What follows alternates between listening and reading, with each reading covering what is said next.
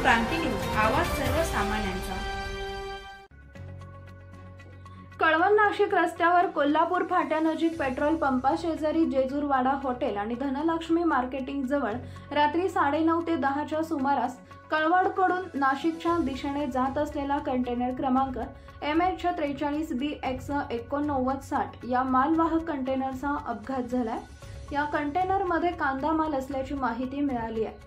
रात्रीच्या वेळी प्रवास करत असताना चालकाला रस्त्याचा अंदाज न आल्याने रस्त्याच्या कडेला हा कंटेनर पलटी झाला असल्याचं सांगितलं जात आहे। या अपघातात कोणतीही जीवितहानी झाली नाही, मात्र वाहनाचं बऱ्यापैकी नुकसान झालंय। अपघात झाल्यानंतर त्या ठिकाणी बघ्यांची गर्दी काही प्रमाणात जमली होती, परंतु वाहतुकीस कोणताही अडथळा निर्माण झाला नाही। सकाळी क्रेन बोलावून अपघातग्रस्त वाहन काढणार असल्याची माहिती चालकाने दिली आहे। महाराष्ट्र क्रांती न्यूज साठी मुख्य संपादक प्रकाश बागुल, कळवण।